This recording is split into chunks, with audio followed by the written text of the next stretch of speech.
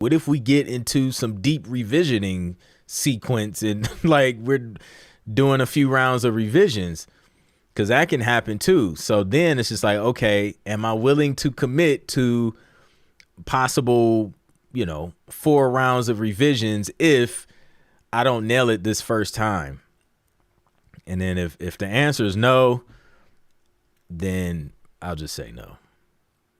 But if I can do it, if I can make it work, I'll say yes.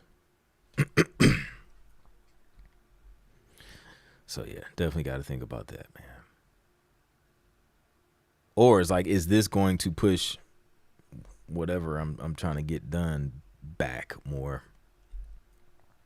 Because saying yes to something is also saying no to something else, which helps in saying no as well.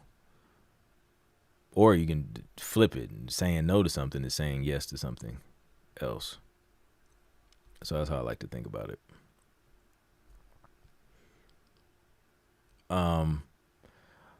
I noticed that music supervisors don't listen to music like most people do. They listen for spots they can fit music in. They couldn't care less about a vibe.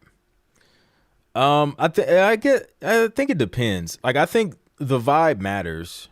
I think the vibe matters for sure, because sometimes the briefs are based off of vibes, right? Moods, what's going on in the scene, right? Like, you don't want to, let's say there's a like a romantic evening dinner scene, right? Like, you don't want the vibe to be like on some victorious triumphant sports hip hop. Can you imagine that? Somebody that just came back to the crib from a romantic dinner, they're winding down, they're getting comfortable, and then you got just some amped up horns, strings, some rapper going crazy talking about he on top with some heavy hip hop drums. I think the vibe absolutely matters to an extent. But yeah, at the end of the day, it definitely has to fit whatever's going on in the scene.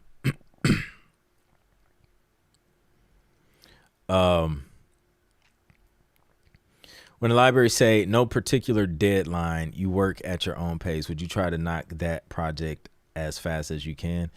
Yeah, I in that situation, I like to kind of set my own little personal deadline. That way it's just not, because sometimes it'll just hang there. Like, if you don't set anything, and it'll just keep getting pushed back. So I like to try and, set a deadline to keep it moving. Birdman, Tim Bird. We talked about your win earlier too. Glad to see you in the building. 100%, man. Oh, I got you.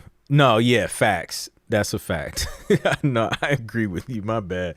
I totally misread that one. But yeah, they're yeah, man. It's about function. It's about use, purpose.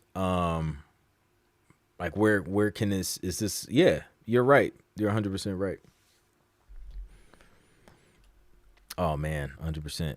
Miguel, as someone who has a publishing account on PRO, should one register sync tracks only on the PRO, or should one use Songtrust, assuming you're not signing off the publishing to a library?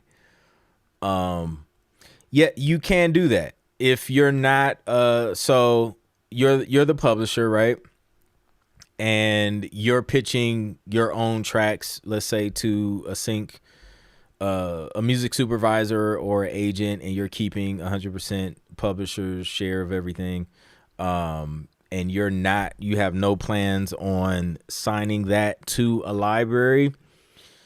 Then yes, you could register that with Songtrust, for them to admin that. And if I've asked them this personally, if you wanted them to, you could also have them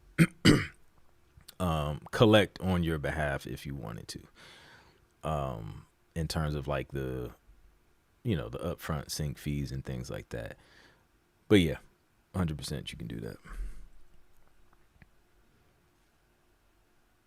I have an artist PRO with BMI, but what am I missing with not having my own publishing?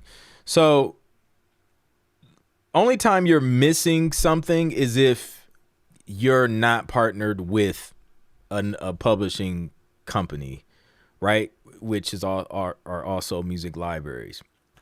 So I'll break this down and then we'll transition. LW read my mind. So if you're partnered with a music library or a publisher, they're collecting the publisher share of royalties. You're collecting 100% of the writer's royalties.